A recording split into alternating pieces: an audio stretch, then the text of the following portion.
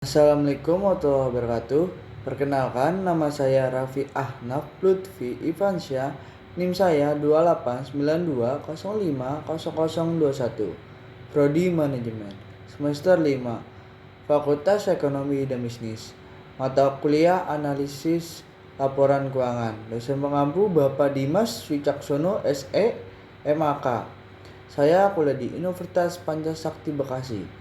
Jadi di sini saya ingin menjelaskan tugas saya, yaitu tentang analisis laporan keuangan atau analisis common size.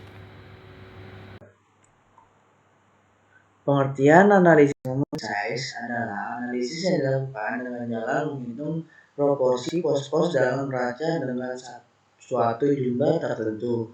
Laporan laba rugi dengan jumlah tertentu dari laporan laba rugi.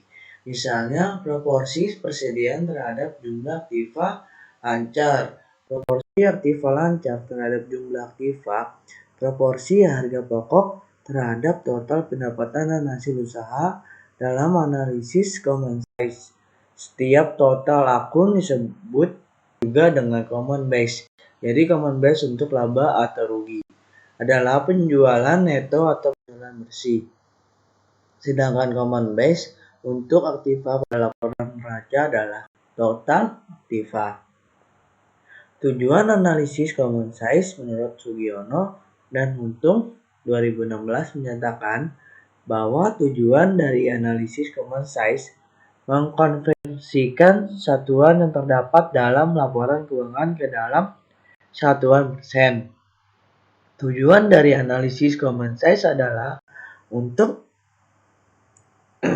gambaran tentang satu komposisi dan proporsi investasi pada setiap jenis aktiva.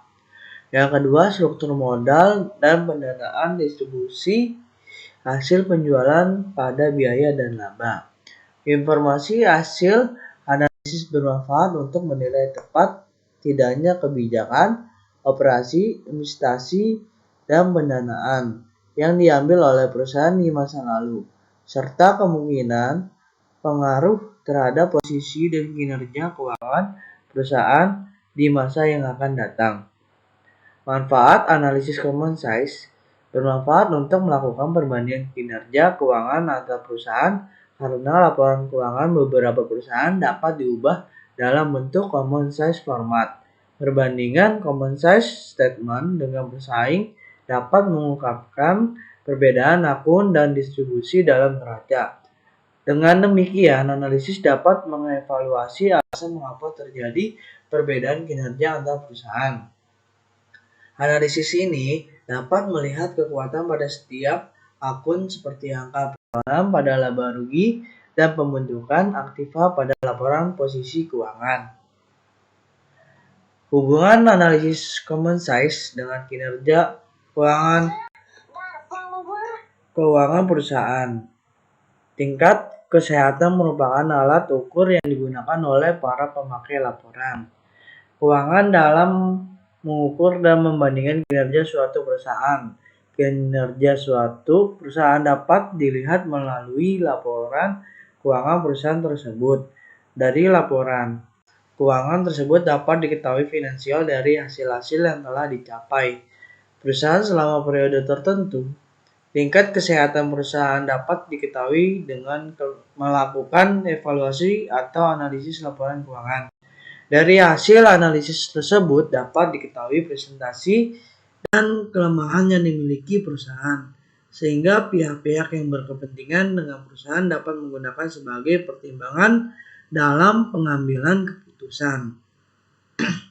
Interpretasi atas analisis laporan keuangan perusahaan sangat penting bagi pihak-pihak. Di sini ada perhitungan common size analysis. Langkah-langkah yang dilakukan dalam melakukan analisis laporan keuangan dengan menggunakan metode common size analysis untuk menilai kinerja keuangan adalah sebagai berikut. Dihitung total setiap pos pada laporan keuangan. Yang kedua, di setiap pos yang dihitung dinyatakan dalam bentuk persentase. Yang ketiga, untuk menghitung komposisi pada masing-masing pos digunakan rumus sebagai berikut. Komposisi sama dengan masing-masing pos total dibagi masing-masing pos dikali 100. Komposisi merupakan perbandingan antara pos-pos aktif dengan total aktiva serta perbandingan antara pos-pos pasiva dengan total pasiva. Selanjutnya dihitung fluktuasi volume pada masing-masing pos dengan menggunakan rumus sebagai berikut. Volume persen THX dibagi THX dikurang 1 dikali 100. Nah, di sini ada formula analisis common size. Secara umum, analisis common size dapat dihitung dengan cara membagi masing-masing komponen akun dengan total akun. Kemudian kalikan jawaban dengan 100%. Komponen dan total bergantung dari akun yang akan Anda analisis. Misalnya untuk laporan laba rugi, formula untuk menghitung common size sebagai berikut.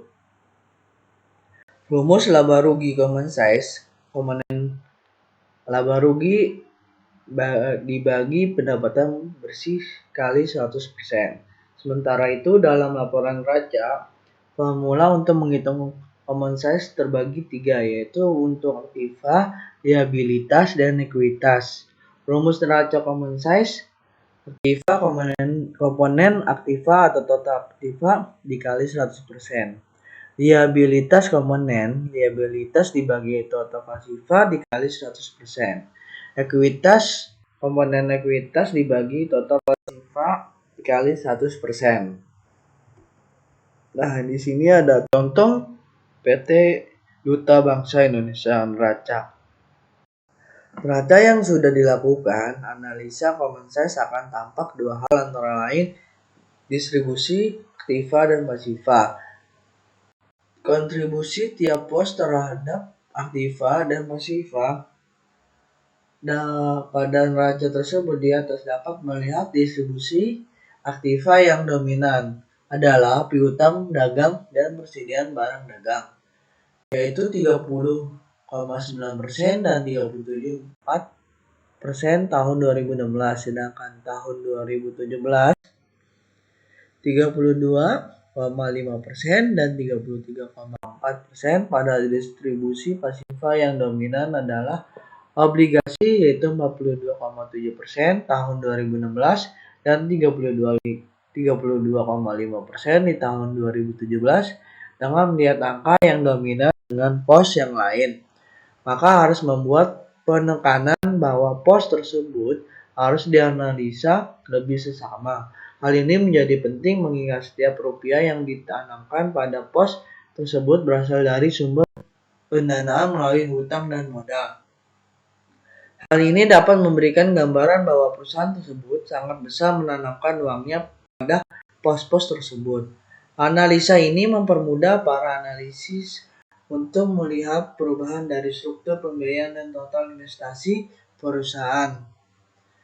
Nah, di sini beberapa petunjuk untuk melakukan analisa laporan laba rugi untuk tahun 2017 adalah sebagai berikut.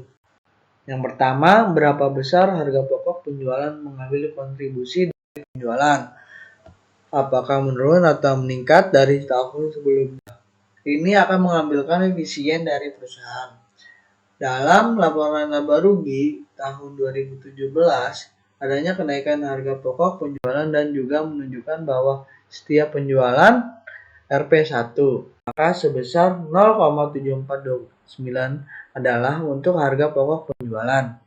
2. Beberapa kontribusi laba bersih. Laba bersih menggambarkan kemampuan perusahaan untuk menjual di atas harga pokok penjualan dan beban administrasi lainnya.